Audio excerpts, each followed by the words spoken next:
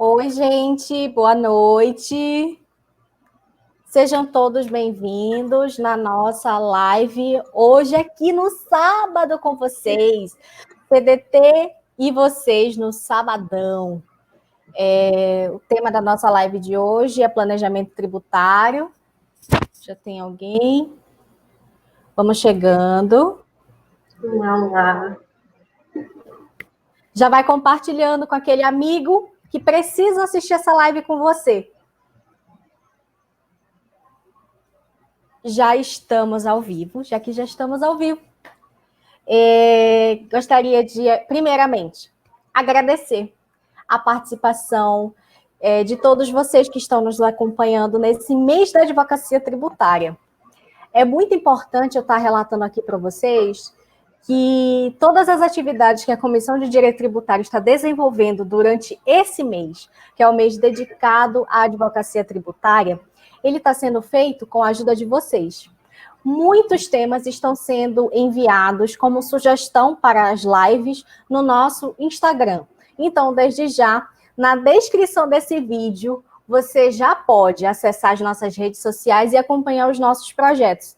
Nós estamos no Facebook, no Instagram e agora no Telegram.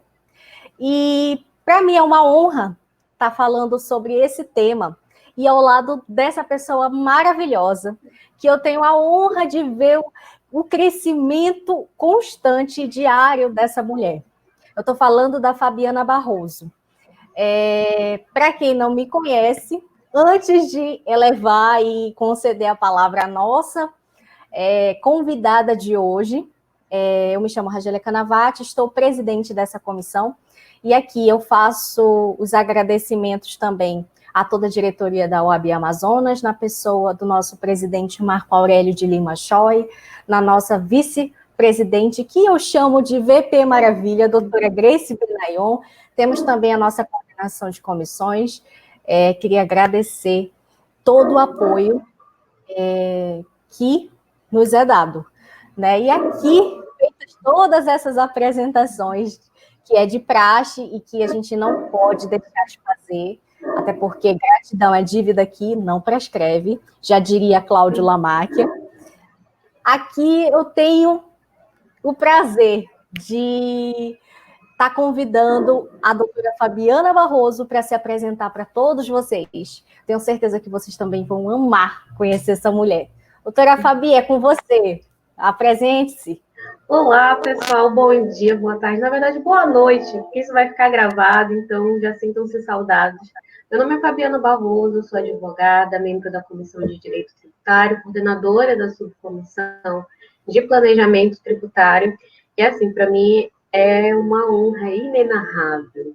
Assim, não é possível estimar em palavras o quanto eu estou feliz de estar aqui falando sobre direito tributário, falando sobre planejamento tributário, ao lado da doutora Ragélia, que foi, acho que, uma das primeiras pessoas com quem eu tive contato dentro da OAB, ainda quando eu era acadêmica, e eu tenho muita gratidão por todas as oportunidades. Muito obrigada. Também agradeço ao nosso presidente Choi, a nossa vice, doutora Grace, nosso coordenador de comissões, doutor Anderson, e também a todos os membros da Comissão de Direito Tributário, e também a você que está assistindo. Muito, muito obrigada pela confiança. Não se esqueça, agora eu vou fazer a propaganda que nem youtuber, não se esqueça de deixar o seu like, o seu comentário e se inscrever no nosso canal no YouTube. É muito importante, gente. E se você ainda está querendo saber quem é Fabiana Barroso, não deixe de assistir o nosso canal. Lá tem um vídeo em que a doutora Fabiana, ela fala e ela ensina para você o que é tributo. Não é mesmo, doutora Fabiana? Isso mesmo, gente. Foi a nossa primeira tentativa enquanto youtubers. E, assim, eu acho que vale a pena vocês irem lá conhecer esses vídeos mais antigos, até para ver um pouco sobre a evolução da nossa comissão. Fabi, hoje a gente tem a missão de falar sobre planejamento tributário, né? Esse tema que eu diria que é muito importante, já era importante anteriormente, mas hoje, na época de pandemia que estamos vivendo, né, a gente vê que muitas medidas fiscais foram tomadas. Só que tem muita gente que ainda não percebeu, né? Mas houve apenas uma prorrogação de cumprimento das obrigações, seja ela principal, seja ela acessória. Mas lá na frente, em dezembro, em novembro, vão existir duas guias, duas obrigações tributárias principais a pagar, duas acessórias, enfim, né? E o planejamento tributário está aí, batendo a nossa porta. Hoje eu tive o prazer de ter uma aula, hoje, ontem e amanhã ainda, que é um módulo, né? Sobre direito tributário e planejamento tributário. E o professor, que é o Gabriel Quintanilha, eu já deixo aqui, ótimo profissional, quem quiser acessar as redes sociais dele, ele deve com certeza estar assistindo. Ele mencionou que o planejamento tributário ele não é apenas importante para quem precisa, porque nunca fez, mas sim, ele é essencial para aquele que já pegou uma porrada do fisco. Quando eu falo uma porrada do fisco, eu estou falando exatamente sem qualquer juridiquês aqui, que é exatamente aquele empreendedor que precisa continuar só sobrevivendo e por questões alheias à vontade dele, que a gente sabe que questões existem, ele já foi pego por algum auto de infração, ele já teve que realmente se vê acuado em relação a todo esse sistema tributário que é gigantesco, é quase um monstro, né, Fabi? Para vocês que não sabem, todos nós vivemos no sistema tributário, nós participamos do sistema tributário, né? Hoje o nosso sistema tributário é extremamente complexo, muitos países, eu diria que o Brasil é um dos países que mais tem uma complexidade em relação ao sistema tributário nacional. E para isso, muitas empresas e até mesmo as pessoas físicas, elas estão recorrendo a questões relacionadas e voltadas ao planejamento tributário. Mas o que seria planejamento tributário? Hein, Fabi? Então, gente, planejamento tributário é a nossa salvação. Eu costumo falar isso para todo mundo que quer crescer enquanto empreendedor. É necessário que organizar muito bem a sua atividade. E assim, num conceito um pouco mais técnico, o planejamento tributário é uma ferramenta legal. Gravem bem isso, uma ferramenta legal pela qual o advogado, em parceria com o contador ou o contador em si, elabora um plano de ação para que determinado cliente tenha um objetivo de economizar tributos, organizar a atividade desenvolvida pela empresa, pela pessoa, e trazer subsídio econômico para suas. E assim, Angélia, é bem claro, todas as empresas, todos nós, pessoas físicas, precisamos pagar tributos da nossa área de atuação. E assim, isso não é uma mera liberalidade, nós obrigados pela lei. E quando essa pessoa ou essa empresa tenta burlar o sistema tributário, ela acaba inserindo a gestão na ilegalidade, o que pode dificultar, por exemplo, o crescimento dela e o aperfeiçoamento dentro do mercado. Isso também vale para a pessoa física que, por exemplo, quer expandir seu patrimônio, enfim, se desenvolver mesmo, né? Mas assim, é fundamental que a gente tenha em mente que o empreendedor que planeja suas atividades, ele tem maior chance de obter resultados dentro do mercado. E assim, seja isso em gestão de estoque, quando a gente está falando de empresas, seja com gerenciamento de tempo, quando nós estamos falando, às vezes, de atividades rotineiras, mas assim, é essencial ter uma administração relacionada às questões tributárias dentro de qualquer empreendimento. Isso também vai se aplicar física, mas de uma forma um pouco diferente. Tudo bem? Assim, pessoal, e por que planejar? No final das contas, a gente sabe que a organização é fundamental em tudo na nossa vida. Mas o que o planejamento tributário ele traz como benefício? A redução da carga tributária, que vai envolver, às vezes, quando a gente trata de empresa, um percentual de 34% da operação, e assim, gente, isso faz uma diferença no final do ano, no balanço da empresa gigantesca. Gente, tem também a redução de riscos. Nada melhor do que você trabalhar com riscos menores e, assim, tendo um pouco de paz para conseguir investir esse que você teria problemas, porque o risco é muito alto, você já planejou, você já previu aquilo. Você já consegue organizar isso melhor. Tem também a redução de tributos, que deve ser equilibrada de acordo com o custo dessa operação, quando a gente está falando de pessoa jurídica, tudo bem? Redução dos custos em gerais de despesas, tempo, funcionários, às vezes, desonerando folha de pagamento, e o famoso substrato econômico, vamos ver um pouquinho mais lá para frente. Tudo bem? Rádia, você quer fazer alguma observação? Importante que tu mencionou aí, Fabi, é em relação à questão da obrigatoriedade, né? Hoje em dia, a gente sabe que a gente está precisando e clamando por uma reforma tributária. Mas essa reforma tributária ela já vem muito antes de todas nós nascermos, né? Eu vi uma live, eu tive a oportunidade de assistir uma live, prestigiar, em que o palestrante, aquela pessoa que estava ali abordando o tema, ela falava exatamente isso. Reforma tributária é necessária, só que hoje o empresário, o empreendedor, ele está cada vez mais acuado. Agora, veja, só fazendo aqui um questionamento, e eu acho que é até válido para que todos nós possamos refletir nessa situação. A nossa Constituição, ela traz um princípio que é o princípio da livre iniciativa. Quando a gente fala de livre iniciativa, é uma livre iniciativa do empreendedor poder escolher qual é a forma que ele vai ser tributado. Só que aí vem o fisco, aí fala, não, essa forma aí está totalmente equivocada. E onde é que fica, e onde é que vai o papel do advogado em relação ao planejamento tributário? O planejamento tributário, para que ele possa ser efetivo, né, ele precisa ser pensado a curto, médio, principalmente a longo prazo. Né? Quando a gente fala de prazos, a gente já precisa, o papel do advogado levar até aquele empreendedor, levar até aquela empresa, levar o cliente a importância do acompanhamento, porque quando a gente fala de planejamento tributário, tem muita gente que fala, não, basta a escolha do regime, ou ele fica no simples, ou ele fica no presumido, ou ele vai para o real, aí ainda tem o arbitrado. Mas, assim, vai muito além. Por exemplo, se porventura em uma empresa tiver um erro em um cadastro, por exemplo, aquele produto que está cadastrado de forma errônea, ele pode ser tributado de uma forma diferente, fazer com que aquela pessoa jurídica passe a pagar mais tributos e de forma indevida. Então, o planejamento tributário é, principalmente, sanear tudo quanto é tipo de erro, é analisar a forma efetiva como aquela empresa atua no mercado.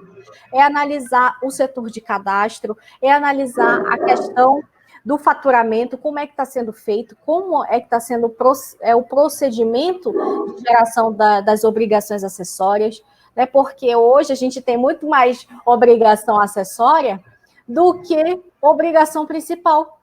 E a gente sabe que passou, não pagou no prazo, não fez a obrigação acessória no prazo adequado, aquela obrigação acessória se passa e muda de figura, ela se torna uma obrigação principal de pagar, e pagar uma multa, uma penalidade, né? Isso está muito relacionado às pessoas jurídicas que optam pelo lucro real e não mensuram o elevado número de obrigações acessórias que elas vão passar a contrair. Ou seja, vai ter um custo ali com o pessoal, por exemplo, para poder estar cumprindo com todas aquelas obrigações acessórias. Não é, Fabi? É isso mesmo. E assim, gente, é como a Rádio falou, é imprescindível para que você consiga fazer um planejamento tributário, você conhecer bem a estrutura dessa empresa. Mais para frente eu vou falar com vocês sobre isso, vou tentar fazer um esqueminha bem, bem prático, mas assim, antes a gente precisa entender também quais são as bases econômicas da nossa tributação. Bem, são basicamente 4, renda, patrimônio, consumo, comércio exterior. E aí a gente vai ter vários impostos, várias instituições, várias taxas. Essas empresas, elas acabam onerando a maioria das empresas justamente por causa disso, porque acaba sobrecarregando os funcionários com atividades administrativas de controle de estoque. E assim, gente, pode parecer besteira, mas para um comércio que faz a venda de produtos, na circulação de mercadorias, esse tipo de cadastro é muito importante. Isso realmente, como a Rádio disse, onerar demais a carga tributária dessa empresa de forma equivocada. Mas tem como resolver isso também. Gente, talvez, se vocês já tiverem estudado direito tributário dentro da faculdade, ou até mesmo numa pós-graduação, ou visto isso por fora, vocês já devem ter visto que existe uma certa sobre o planejamento tributário.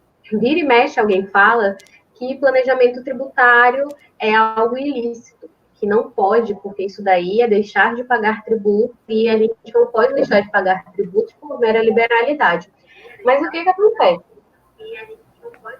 Não existe, e eu vou falar para vocês, não existe nenhuma previsão legal, nem dentro do Código Tributário Nacional, ou em lei específica, que proíba o planejamento tributário, porque ele é fundamentado o quê? Na nossa Constituição Federal, justamente nesse princípio da livre iniciativa que a Ragélia comentou com vocês. Mas, gente, por que surge esse tipo de confusão? Porque tem gente que confunde, na verdade, o Instituto da Ilusão Fiscal com a elisão, com a evasão, e o planejamento tributário está no meio disso tudo, e as pessoas ficam apavoradas, e não é assim, não é estranho vocês verem empresários com medo de implementar isso nas empresas, justamente porque eles às vezes se sentem acuados, com medo, porque o computador já falou, ou um advogado que estava cuidando da empresa antes já falou que isso daí é errado. Mas assim, gente, vamos fazer a diferenciação, e aí eu vou explicar para vocês onde que o planejamento tributário vai se encaixar. Um dos institutos do direito tributário que nós temos é a elisão fiscal, que é o quê? Uma prática lícita antes da ocorrência do fato gerador do tributo, com o objetivo o quê? De não pagar ou reduzir o valor de tributos incidentes dentro de determinada atividade. E assim, é eficaz perante o fisco. Ou seja, vocês viram ali que a gente falou que, eu falei para vocês que é uma prática lícita. O planejamento tributário é uma atividade legal. Então, você já consegue ver que elisão fiscal e o planejamento têm uma conexão? É exatamente isso. O planejamento tributário, ele surge desse conceito, então eles vão estar vinculados de forma direta. Elisão fiscal, planejamento tributário, práticas lícitas. Tudo bem? Pessoal, mas aí as coisas às vezes dão um pouco errado. E aí, às vezes, o contribuinte ele comete umas práticas abusivas. E aí, no caso, nós temos a elusão fiscal, que é justamente essa prática abusiva de direito antes da ocorrência do fato gerador, porém, ela é baseada numa simulação de negócio jurídico e não tem eficácia perante o fisco. A Ragélia vai dar um exemplo disso daqui a pouco para vocês, muito bom. A gente estava conversando sobre isso antes, sensacional. Assim, vocês já conseguem visualizar que a elusão, por ser uma prática abusiva e uma simulação de negócio jurídico, ela não é eficaz junto ao fisco porque ela não é legal, tudo bem? Então, planejamento tributário não é simulação de negócio jurídico, tudo bem? Beleza. Fabiana, e evasão fiscal? Evasão fiscal, gente, é uma prática criminosa. E assim, ela ocorre aonde? Após o fato gerador ter sido praticado pelo cliente, e ele é considerado uma sonegação, ou seja, amigos, é crime contra a ordem tributária, tudo bem? E também não pode ser vinculado ao planejamento tributário justamente porque ele é uma prática criminosa, tudo bem? Então, amigos, esqueçam essa ideia fajuta que as pessoas têm de dizer que planejamento tributário e elisão fiscal não pode, tudo bem? Pode, deve, porque isso é um direito fundamental do contribuinte, tudo bem? Muito importante, Fabi, tu mencionar isso. É muito, assim, foi uma das coisas que eu mais gostei de ver durante o período da pós-graduação, porque eu acho incrível a possibilidade de a gente conseguir trabalhar com o nosso sistema tributário do jeito que ele está, de uma forma saudável para o empresário, sabe? Óbvio que a gente precisa de reformas, mas precisamos de reformas seguras. Sim. Então, a gente vai começar com isso mesmo lá para frente. Então, vamos lá, gente. Evasão fiscal é o quê? Igual a sonegação. Crime contra a ordem tributária, tá? Previsto em lei especial, que é o 8.137, acho que de 90, se não me falha a memória, aí eu já não vou... Tá certo. Digam aí, tá bom? Gente, nós temos a ilusão, que seria uma simulação a simulação de um negócio jurídico, e aí ela vai estar atacando o quê? A teoria do propósito negocial. E está, assim, elencado lá no 116 do CTN, se eu não estou enganado.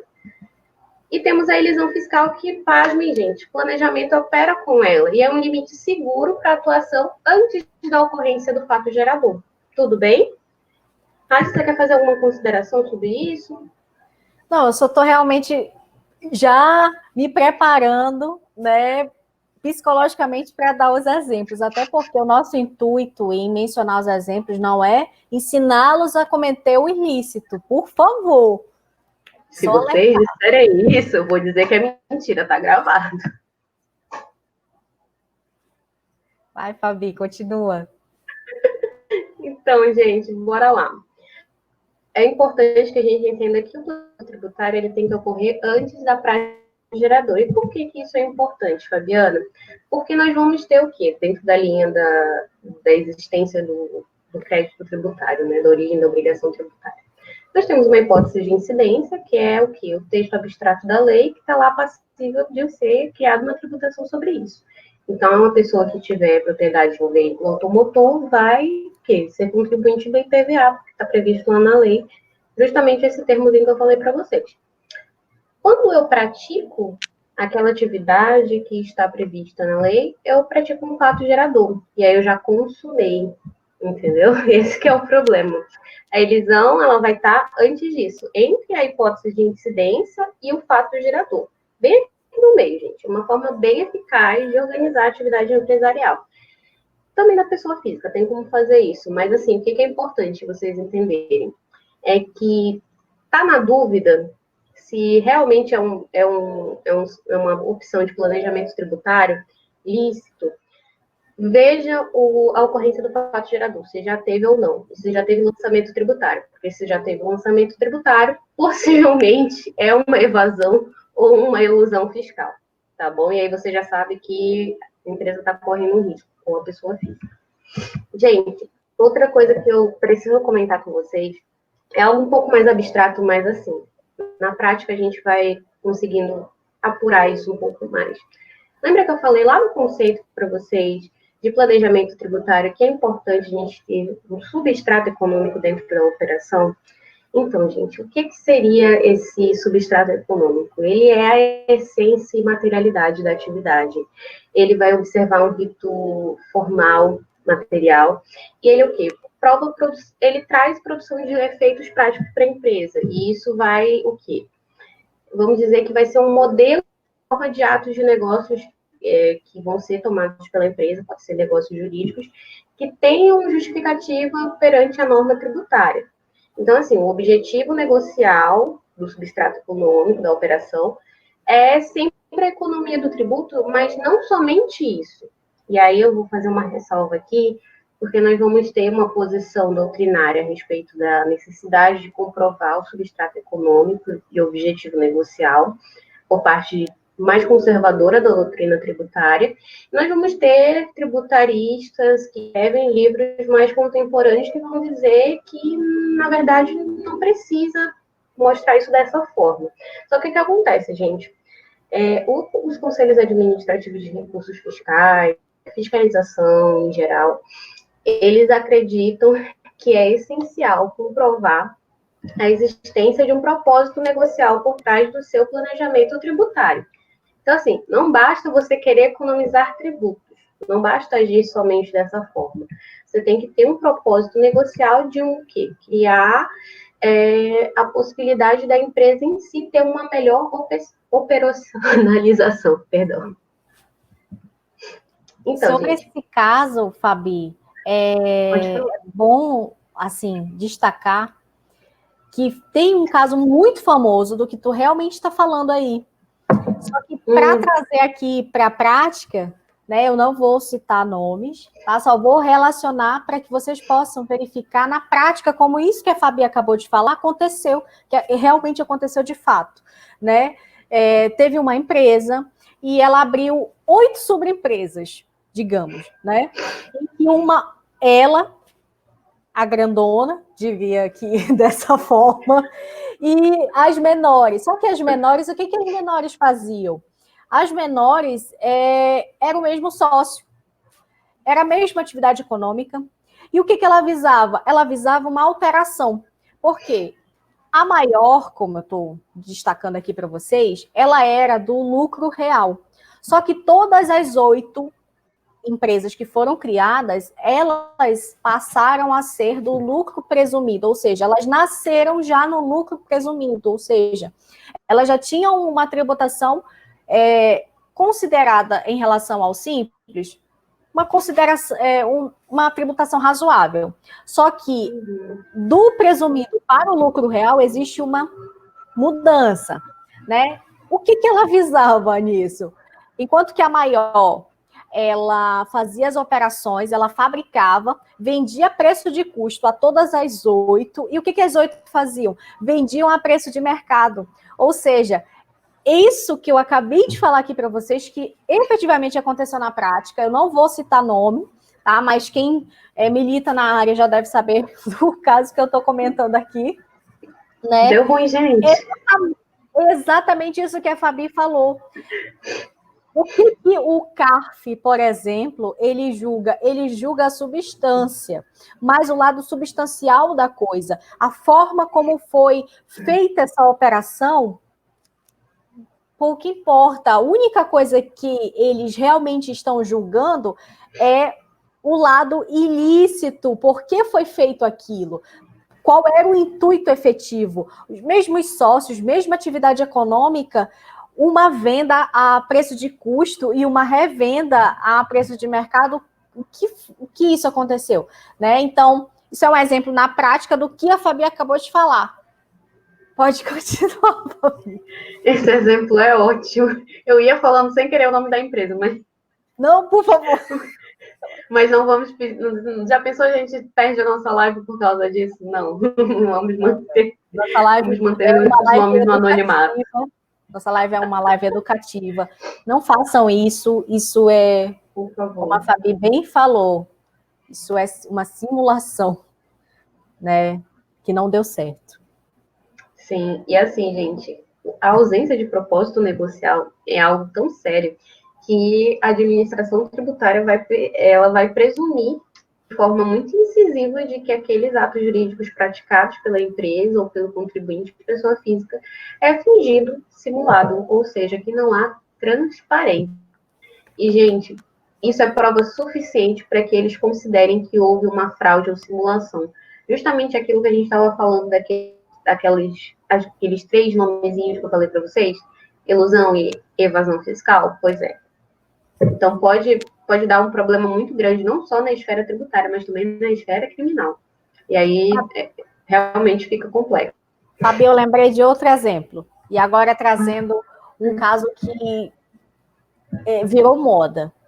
Eu diria que virou moda.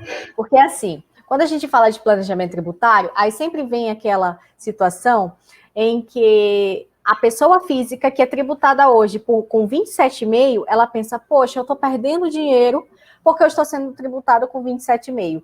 Mas se porventura eu me tornar uma PJ, eu vou passar a pagar muito menos tributos, né? Aí tem a questão, por exemplo, e hoje o professor foi brilhante em falar sobre o exemplo de apuração, fez alguns cálculos com a gente, só de aluguéis. Eu vou aqui trazer aqui o exemplo que ele deu para a gente. Aluguel, se você tem um aluguel, uma renda de aluguéis em 3 meses, e esses aluguéis equivale nesse período de tempo a R$100 mil, numa pessoa física normal, ela vai ser tributada em 27,5, lógico, 27.500. Agora, imagina você pagar 27.500 como uma pessoa física. Aí, levando isso para o presumido, já que é serviço, a base de cálculo você precisa verificar a questão da tributação, uma prestação de serviço, 32%, aí tu vai. Ah, mas aí, Ragélia, e foi esse questionamento que o professor fez, né? Tem CSLL, tem PIS, tem COFINS, só que tudo isso só vai ser tributada, aquela PJ no lucro presumido, trazendo aqui para vocês, só vai ser tributada em 11,3%. Ou seja, de 27,5% para 11,3%, e olha que eu falei CSLL, PIS, COFINS e o imposto de renda. Né? Então, tudo isso, aí brilham os olhos, não, eu vou me tornar uma PJ. O futuro é CPJ. Só que isso, gente,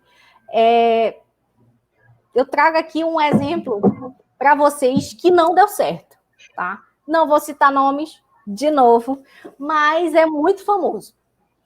É o seguinte, é um apresentador, é um apresentador, não é, Fabi? Eu acho. Um apresentador. Aí esse apresentador, ele não recebia como uma pessoa física, mas sim como uma pessoa jurídica, porque ele tinha inscrição, ele tinha CNPJ, tudo. Só que, quando ele foi autuado, a autuação, ela descreveu exatamente o cunho personalíssimo, porque existia ao lado da subordinação. E esse exemplo é fantástico e abrange exatamente a última fala da Fabi, quando ela mencionou sobre o critério que você precisa da operação, a forma como você operacionaliza. Então, ele foi tributado, foi condenado a pagar o retroativo. Agora imagina, paga-se o retroativo de todos aqueles anos que você não contribuiu de forma correta, ou seja, ele saiu de uma PJ, diria que tacitamente aqui para vocês, só para que vocês possam compreender aqui os fatos. Por exemplo, deixou de pagar 11,3% e passou a pagar 27,5% de forma retroativa. Então, isso é um exemplo de pejotização que não deu certo. Por quê? Porque tem, sim, alguns critérios que o CARF, ele analisa tudo, e principalmente, ele ataca a substância, gente. Né, Fabi? É isso mesmo. E assim, gente, buscar fórmulas operacionais, negociais, é assim, a necessidade de toda empresa. Então, quem atua no mercado e quer se manter competitivo, se manter saudável, precisa se adequar a essas fórmulas. Só que assim, gente, a gente precisa entender que essas estratégias e reformulações de estrutura, às vezes até com mudança dentro da empresa mesmo, de estruturação empresarial, é preciso ser feita de uma forma lícita e muito bem pensada. E o que a Rádio falou sobre a questão dos julgamentos do CARF é muito importante, porque a Fabiana, às vezes, o CARF tem uns posicionamentos que a gente duvida, porque a lei está falando outra coisa, mas eles têm um entendimento diferente. Assim, querendo ou não, gente, para trabalhar com a segurança de forma preventiva, a gente precisa funcionar para poder dar opções para o empresário. Isso também vale para a pessoa física, mas principalmente para os empresários. E assim, se você quer que a se aperfeiçoe, e quando eu falo aperfeiçoamento, não é crescer da empresa de forma física, expansão, é mesmo um aperfeiçoamento no sentido puro da palavra, né, de forma constante, para justamente se manter competitiva no mercado. É preciso que a empresa, que a pessoa, os gestores da empresa, os administradores, estejam a par de toda essa situação. E o papel do advogado tributarista é fundamental, porque a gente tem que conhecer a atitude do nosso cliente desde antes dela surgir, o que é que fundamentou o surgimento dessa atividade e a forma com que ela é desenvolvida. Eu tenho um professor, o professor Jorge Martins, foi quem me deu essa disciplina lá na pós-graduação. Ele falava que o bom planejamento tributário é quando o advogado ia literalmente para o chão da fábrica em como que funciona a linha de produção. E é bem isso mesmo, a gente tem que conhecer a fundo a atividade empresarial para a gente não cair nessas brechas que podem acabar causando um prejuízo muito grande, como a Rádio falou desse apresentador que teve aí que pagar um retroativo bem alto, e assim, gente, é corrigido, tá? É corrigido, é atualizado. Então, assim, é um risco grande, e é melhor a gente agir dentro da lei, de forma segura e com risco reduzido, do que fazer de qualquer jeito e economizar ali na hora, mas depois ter que pagar um preço bem mais caro. inclusive pagar honorários advocatícios para fazer defesa em processo administrativo ou judicial. Pois é.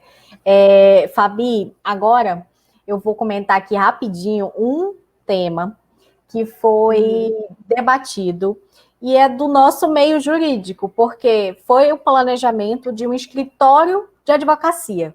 Para você ver que todo mundo pode fazer planejamento tributário, desde que seja lícito, porque hoje em dia se debate muito sobre o compliance tributário, o que é estar em compliance, né? Eu quero aqui só lembrar, eu não vou adentrar no tema do compliance, até porque é uma das próximas lives, tá, da CDT, mas só para que você não fique com aquele gostinho, poxa, ela podia ter explicado, mas não explicou. Estar em compliance é estar em conformidade com as normas tributárias, né? Estar em conformidade em si. E quando a gente fala sobre planejamento tributário na forma da evasão fiscal, ou seja, você já está praticando um crime, né? Porque o fato gerador já ocorreu e você está sonegando. Em meias palavras, é uma sonegação. Só que, para esse exemplo agora que eu vou citar aqui para vocês, é o seguinte: ele envolve a arbitragem. O escritório que atuava exclusivamente com causas arbitrais, ou seja, todos os advogados que ali estavam, que ali trabalhavam, que ali trabalham, né, eles são árbitros em processos envolvendo arbitragem. Só que o que o CARF entendeu? O CARF entendeu por conta da personalidade única daquele profissional que está ali na figura de árbitro daquele processo, ele devia ser tributado em 27,5, não conforme o regime tributário daquele escritório, que, diga-se de passagem, estava no lucro presumido, né?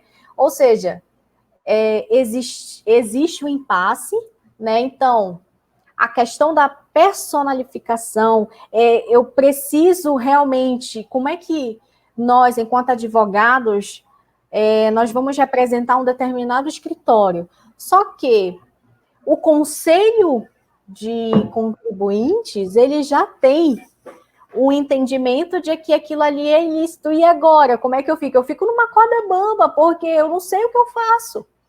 Será que é viável estar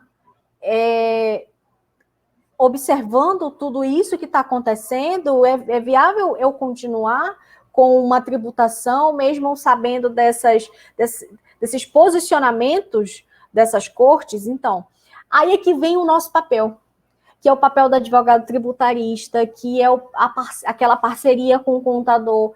Porque hoje, gente, quando a gente fala de planejamento tributário, você tem que mensurar o hoje, o amanhã e o depois de amanhã. Porque, com certeza, vai vir um auto de infração, com certeza você vai ser intimado e você vai precisar ter aquela defesa. Então, o papel do advogado tributarista é orientar o cliente por conta de todos esses percalços que ele pode estar no caminho dele, no caso, né? Porque tem aquele condão. Existe o nosso dever de pagar os tributos, mas também nós estamos amparados pela Constituição Federal, porque a gente tem uma livre iniciativa, e essa livre iniciativa é muito forte. Porque se eu tenho a livre iniciativa de promover um negócio, e aqui eu já estou voltando os olhos para o lado do empreendedor, a mesma forma para os escritórios de advocacia, porque, querendo ou não, eles estão gerando renda, eles estão gerando receita. E, lógico, eles vão ser tributados. Agora, existe sim um parâmetro para que todos possam cumprir, que são os parâmetros que a Fabi falou. A evasão não pode, não é permitido. A elusão, que é a simulação, né? E a elisão, que é totalmente aceito.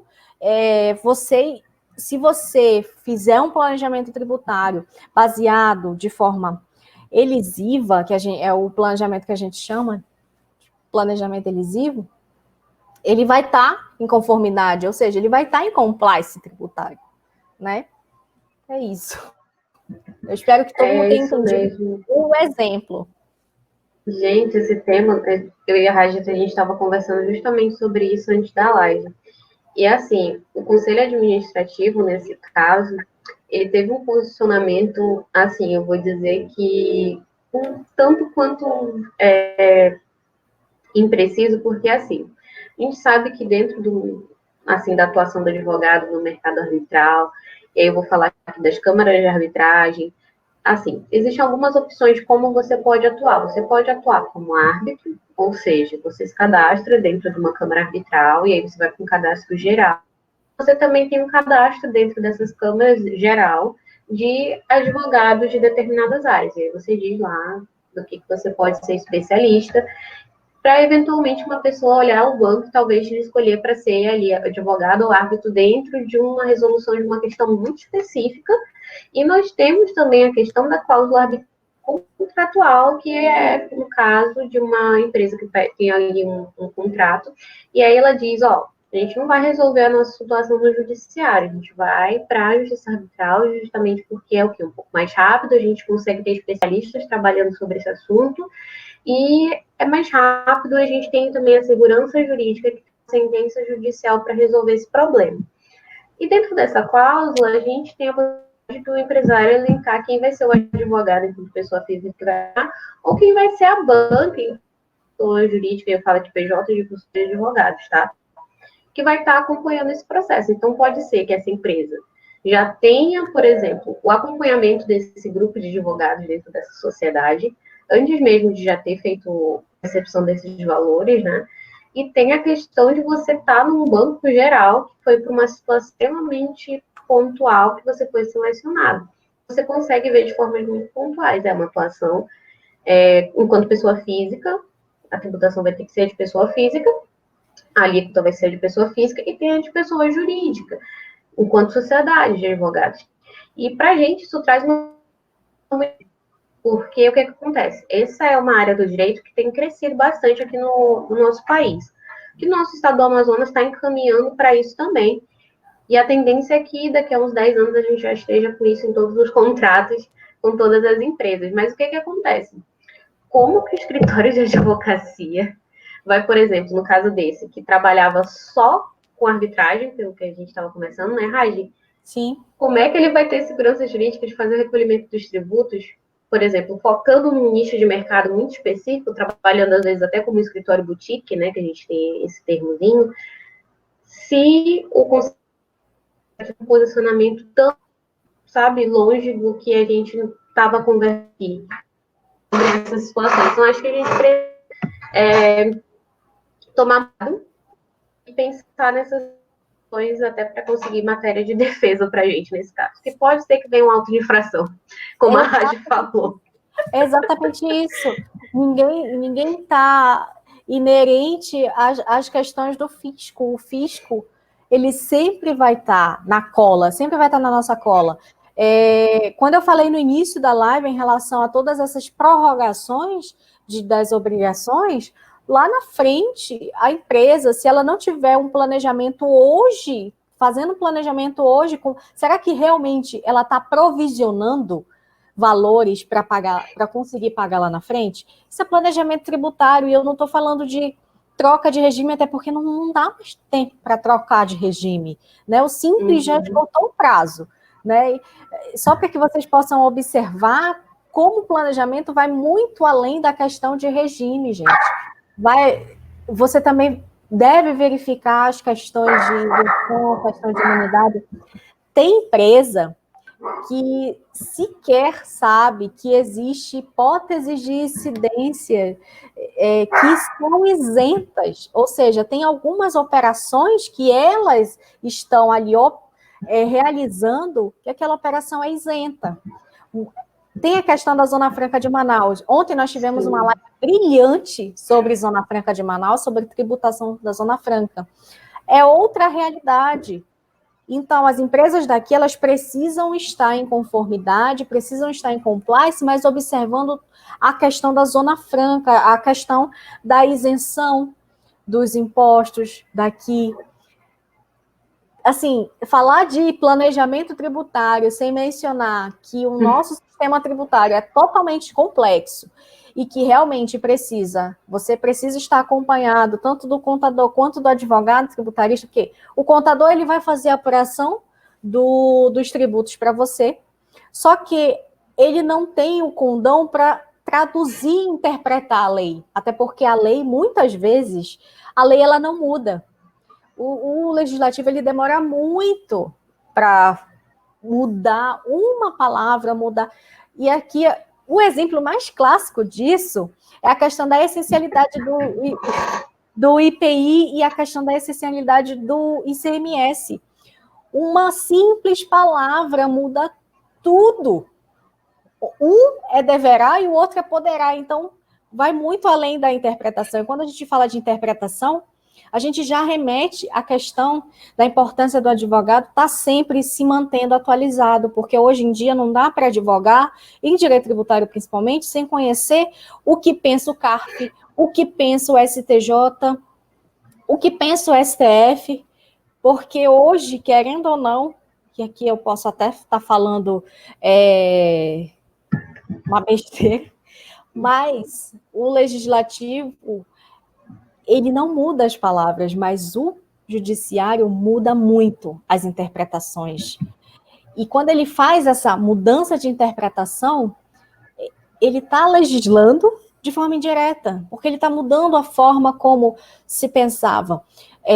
A professora Ana Paula Bismara, ela fala que um profissional hoje que trabalha com recuperação de crédito tributário, dentro do planejamento tributário de uma empresa, ele não tem mais condições de trabalhar só com a legislação. Mudou a forma do entendimento, mas a legislação continua. O nosso CTI é antes da nossa Constituição e continua aí, mas oremos que venha uma reforma tributária. As reformas tributárias não estão do jeito que deveria estar, os projetos, né?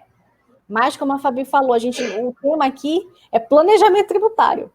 Mas a gente não pode tratar planejamento tributário sem verificar a questão de majoração, instituição de novos tributos, por exemplo. Tem uma coisa que eu mencionei para a Fabi, eu queria até aqui compartilhar com vocês, que eu sinto muito temerária em relação às empresas que possuem capital ficto, porque se ela possui um capital ficto, para que vocês se liguem nesses termos, capital social, capital ficto, capital social é o que a empresa dispõe, tá? E quando eu falo ficto, é algo fictício. Se ela não tem aquele capital ali integralizado, que na contabilidade a gente fala que é um capital que realmente está à disposição daquela sociedade, e que quando eu falo capital à disposição, você já remete, enquanto advogado, à questão da responsabilidade. Tá? E depois eu já deixo, Fabi, a responsabilidade para ti explicar o que é responsabilidade e tal. Só voltando aqui ao raciocínio. Quando isso acontece, a gente está prestes a uma aprovação de empréstimo compulsório. Se realmente existir essa aprovação, ele vai estar sendo aplicado de forma imediata, porque ele possui algumas exceções em relação à calamidade pública. Então, a gente já tira aí a anterioridade, a gente já tira daí a noventena, e as empresas, como é que essas empresas que já não têm o capital disponível, elas vão poder custear esse empréstimo. Se não custear o empréstimo, porque ela é obrigada, diga-se de passagem, né? Eu vou ser obrigado a pagar o governo? Você vai ser obrigado a tirar do seu 10% do que você faturou no ano passado. Isso é muito, gente. Então, aqui eu já remeto para a Fabi falar um pouquinho sobre responsabilidade, que tem tudo a ver em relação a capital ficto, gente. Gente, realmente essa situação do empréstimo compulsório está em vias de acontecer, né, Raj? E, gente, vocês não têm... A responsabilidade do empresário varia de acordo com o tipo de empresa que ele esteja desenvolvendo. Então, vamos lá, se for uma microempresa diferente, se for uma empresa individual de responsabilidade limitada é outra coisa, se for uma EPP, uma empresa de pequeno porte é outra coisa, e assim, a responsabilidade dentro dessa situação, ela vai se estender. E o sócio pode sofrer com isso. E, gente, uma outra coisa que a Raíssa falou que eu fiquei também pensando é que nós temos um problema também relacionado à precisão técnica dentro das redações das nossas leis, né? A gente sabe que vira e mexe uma palavra faz toda a diferença, como a Raíssa falou. E antes que alguém coloque aqui no comentário falando, Fabiana, eu encontrei aqui uma norma geral anti-elisão, está dizendo aqui que elisão é ilícito. Você me disse que o planejamento tributário é ilícito, que história é essa? Gente, é exatamente isso. O que acontece? A norma geral anti-elisão, na verdade, sobre elusão fiscal, sobre o que? A simulação de negócio jurídico. Não é sobre o uso da lei de forma técnica para economizar e desenvolver a atividade empresarial. Então, olhem aí, um vácuo que nós temos. Isso já era para ter sido legislado. Mas, enfim, tem aí muita coisa para ver. Gente, uma coisa também que eu acho fundamental vocês saberem é que planejamento tributário não é receita de bolo. E por que eu digo que não é receita de bolo? Não tem um guiazinho prático dizendo, olha, você precisa fazer isso, preencher isso, fazer isso, isso, isso. Não, é tudo muito dinâmico. Mas, assim, pela experiência que eu tenho, com a troca de experiências também com outros colegas de profissão, eu consegui meio que fazer algumas etapas do planejamento tributário. E vai ser basicamente tudo aquilo que a gente já conversou até agora. Lembra que a gente conversou lá no começo sobre o estudo do cliente e do mercado onde ele está inserido? Bem, eu chamo de análise. Então, é preciso você analisar todo o contexto da qual aquele cliente está inserido, para depois você conseguir compreender o quê? Os objetivos dele. Identificando os objetivos do seu cliente, você consegue também compreender quais são os propósitos daquele planejamento tributário, e aí você vai criar o quê? Uma delimitação, que seria uma segunda etapa, tudo bem? Partindo dessa delimitação, nós vamos ter o quê? A proposição de novos cenários. Seria uma projeção do que poderia ser oferecido para esse cliente, tudo bem? E assim, gente, essa parte é justamente onde a gente vai fazer o quê? A aplicação da legislação, utilizar, se for o caso, os vácuos legislativos, mas assim, tudo isso vai trazer o quê? Riscos maiores ou menores para a atividade e também para o retorno desse planejamento tributário, tudo bem? Como a Rádio falou lá no começo, tem efeitos que a gente vai ter de pequeno, médio e longo prazo. Nós vamos também ter a fase de testes, que é onde a gente vai conseguir, de fato, fazer uns experimentos por meio de análise, tabela e muita coisa assim. Então, é muita escrita manual, né? Mas tabelas, estatísticas mesmo. Nós vamos ter a parte de negociação, que seria mudanças. Então, você teria que conversar com o cliente para propor mudanças para ele. E essa parte é muito delicada. Porque, às vezes, o empresário, ele exerce aquela atividade há muito tempo, ou o cliente exerce essa atividade há muito tempo, e aí ele pensa que aquilo ali é o único jeito certo de fazer aquilo. E, às vezes, você consegue, estando de fora, ver a situação por uma outra perspectiva, justamente tendo que a expertise, que seria o conhecimento da legislação, o posicionamento dos conselhos administrativos, jurisprudência também. Então, você vai começar ali uma tratativa de negociação com o seu cliente. Essa parte, gente, é negociação no sentido literal da palavra. É você abrir mão um pouquinho daqui, às vezes o cliente abre um pouquinho dali, às vezes ele compra a sua ideia, abraça completamente, mas você vai adaptando o seu planejamento a isso. E temos a última fase, que seria, na verdade, não fase, uma etapa, que seria a implementação, que seria a efetivação do cenário que você projetou. E aí você começaria a fazer a percepção desses resultados do planejamento tributário, tudo bem? Gente, a gestão tributária, ela é fundamental e ela é fundada no quê? Na correção, na correta aplicação da legislação tributária, adoção de benefícios fiscais, como a Raji falou, na Franca de Manaus nós temos vários e tem muitas empresas que são beneficiadas e não sabem, e o advogado tributarista é fundamental para isso.